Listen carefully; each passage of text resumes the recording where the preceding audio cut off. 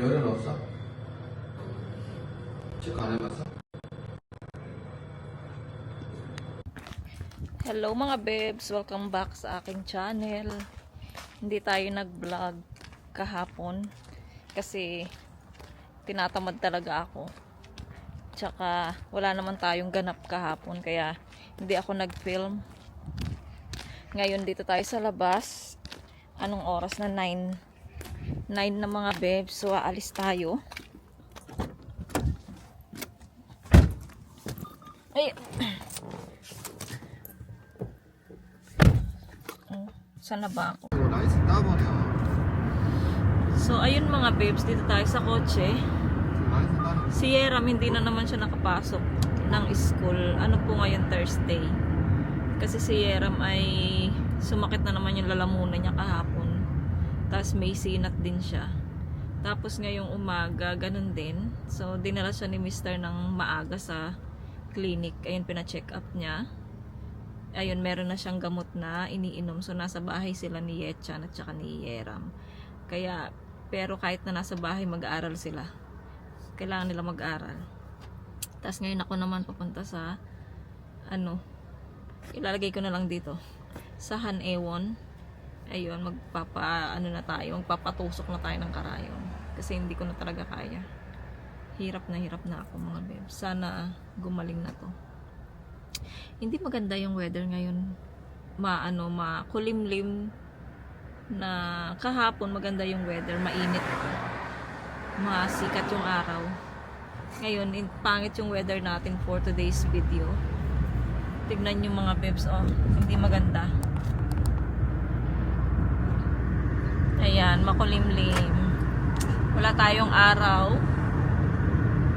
Tapos si Mr. ayan. Kita tayo mamaya mga babes doon sa clinic na yon. Dati na ako doon nagpapa-check up mga babes. So, kilala na ako doon. Pero matagal na rin yun mga babes, ilang years na rin. Pero at least naka-registered na yung pangalan ko doon, 'di ba? So, ayan, update tayo pag nandoon na tayo mga babes. Ayan mga babes, nakapag-park na kami. So, punta na kami, maglakad kami papunta doon sa clinic kasi mahirap, walang dito parking doon sa clinic, walang parking sa kanila. Kunin ko yung mic ko para marinig nyo ko. Sana may baterya tong mic ko.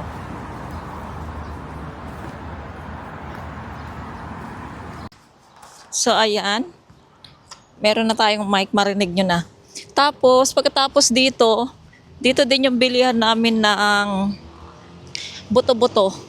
Doon, ayun yung sa harapan doon. Tignan nyo. Doon, sa kabila. Doon tayo bibili ng buto-buto mamaya. Tapos ayan na si Mr. Naglalakad na si Mr. Pati ako syempre.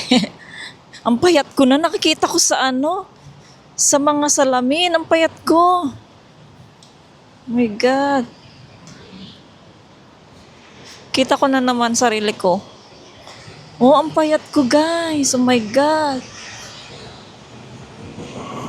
So, ito na yung clinic mga babes. Papanik na tayo.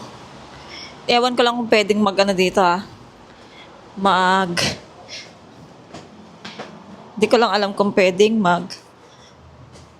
video dito. Mag-vlog. Ay, sana hindi ako mahilo.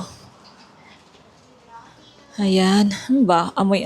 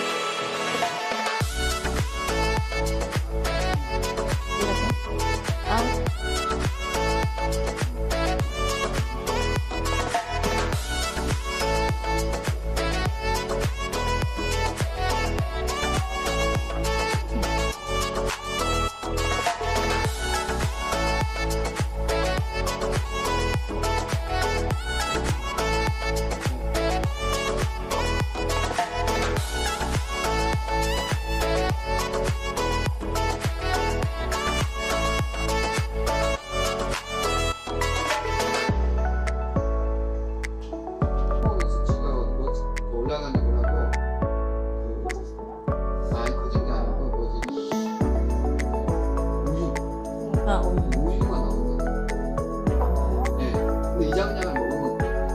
그래서 2달 후에 이장량을 끊고 그 다음에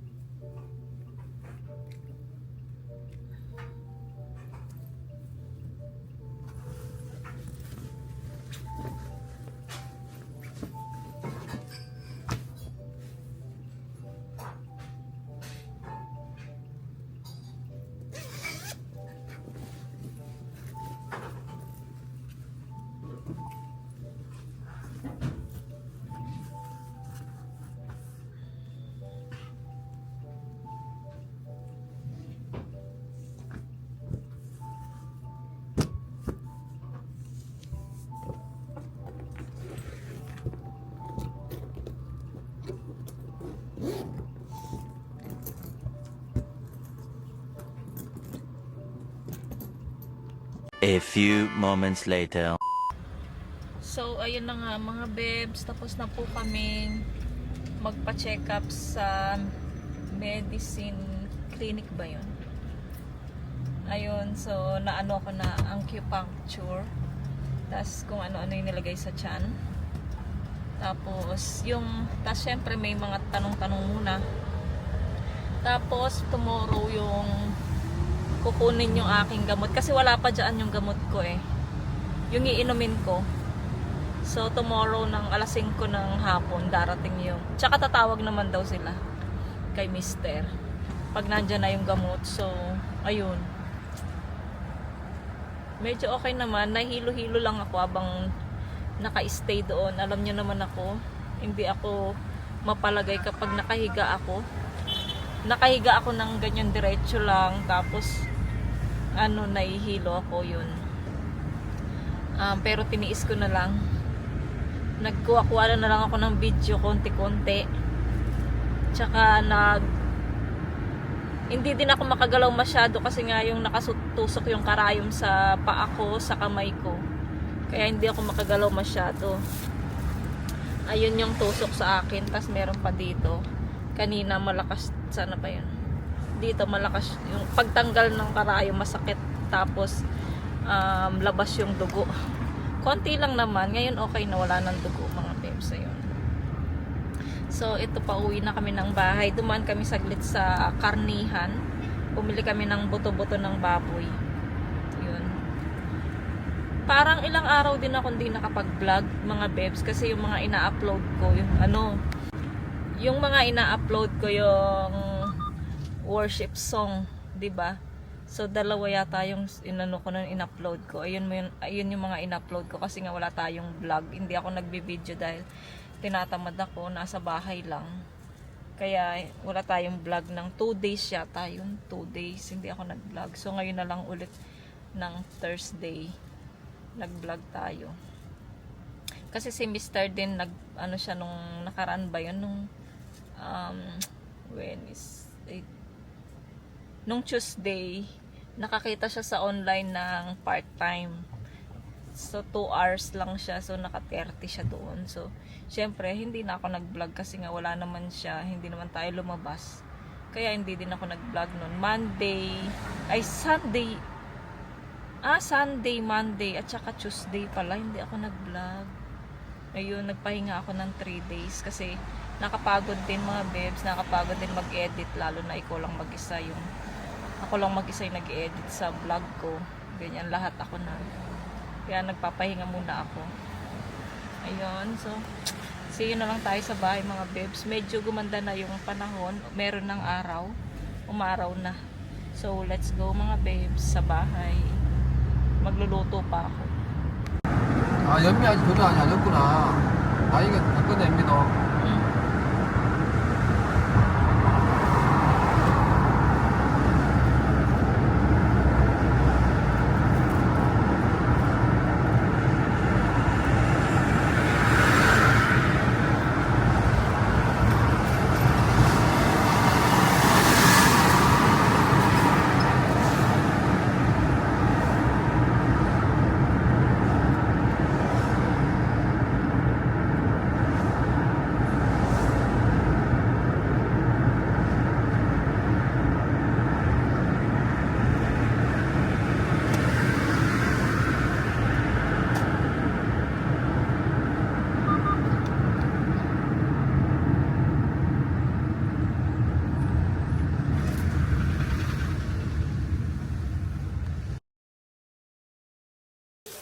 Dito na kami sa bahay mga bebs. Kakarating lang.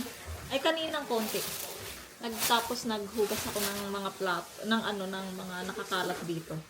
Tapos ito pala yung buto-buto na binili namin kanina. Pagkatapos namin dun sa clinic. Tapos nagsasaing na ako mga bebs. Kasi alas 12 na. Lagi nang late yung aming kain ha. Asa na ba ikaw? Hoy, ayan. At nagsasaing na ako mga bebs. Ayan, yung ating sinaing. Ito yung ating tirang kanin. 3 lang yung sinaing ko. 3 takal lang. Tapos, ano, yung binili ni Mr. na isda kahapon, di ko na napakita sa inyo. Ayan, kasi nga hindi tayo nag-vlog. Ayan, oh. Kulay pink yung isdang to. Hindi ko alam kung anong isdang tawag nito. Tapos malalaki yung mga mata niya. Hindi ko alam kung anong pangalan ng isdang yan. At hindi ko alam kung lulutuin ko ba yung isda or buto-buto. Kasi kung buto-buto matagal to, kailangan pa siyang i-pressure. Ang okay sana kung isda na lang, pirituhin ko na lang siya. Masarap din siya iluto sa ano, sa sarsyado, no? Damihan ko yung kamatis. Ganun kaya gawin ko ngayon. Tapos nagyaya si Mr. Gusto niyang mangisda. Eh, si Era may sakit siya. Sabi ko, pwede naman siya mag-stay lang siya sa kotse. 'Di ba? So, ayun, kailangan ko nang madaliin. Magluto na ako ng ulam namin. Habang naglalabas si Mr. ng kanyang uniform sa trabaho. Ayan, naglalabas si Mr. ng kanyang damit. 가까워 찍어. 가까워. Ha? 가까워. Kakawo? Ayan o, si Mr. Pinapaan niya lang yung labada niya. Ang dumi! Wow! Ah, red. Nawan eh. 나오지. 이거 빨리 안 해, 많이 안 했으니까. Ayan. 그렇게 나니까. Tapos ayan pa yung iba. So magluluto muna ako mga babes ng aming fish. Kogiam yun, long time. Chigum may sila. 피시. 피시 뭐. 그 소스에다 먹으면 되잖아. 애들은 Bigata na sauce mo ya. Geran kachi. And tomato. Ito na. 애들 Mas kita. Ito. Monjo fried. So, ayan, mag-prepare muna ako ng namin, lutuin.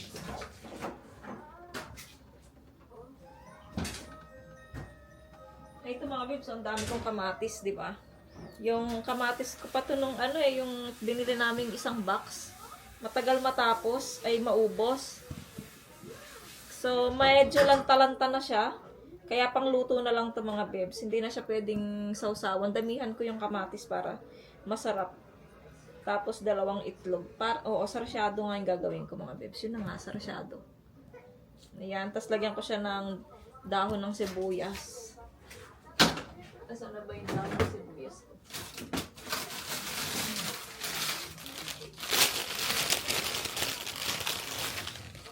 Ayan.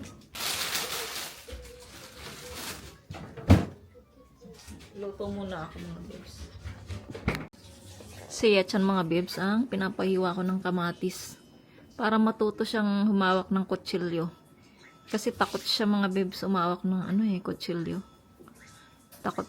Tsaka para next time, marunong na siyang mag-yuri. Cooking. Yan o, tingnan mo daw. First time niyang maghiwa-hiwa. Ang bagal, di ba? Ang dami pa naman ng kamatis na yan mga babes. Oh. Anong oras kaya yan matapos? Tapos yung isa naman, ayun, nakahiga lang siya doon. Oh. Nagpapa-baby siya. Yan. Hintayin natin siyang matapos yung kamatis. At ako ay nakaupo lang dito sa harapan niya. Tinitignan ko siya. Sabi ng tatay niya para matuto daw. Kailangan natin silang putusan ng ganyan.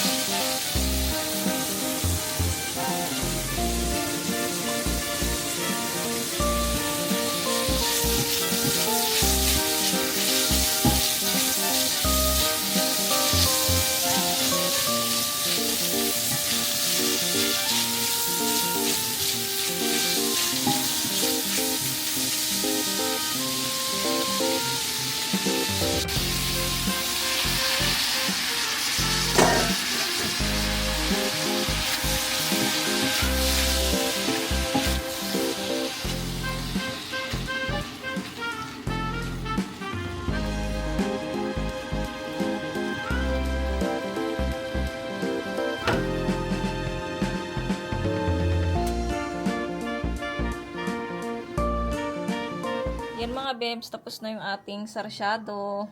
Tagi-isa kami ng isda. 3 lang pala yung inano ko. So, hati sila ni Yeram, ni kuya niya.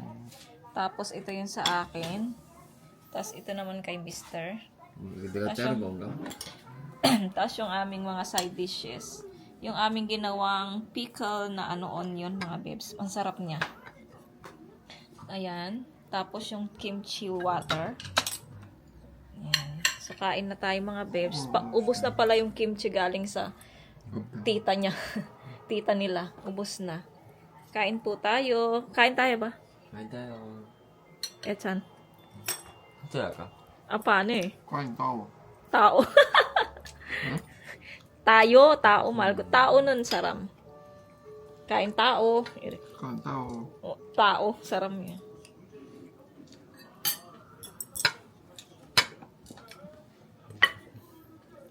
Ayan, kakain muna kami mga babes.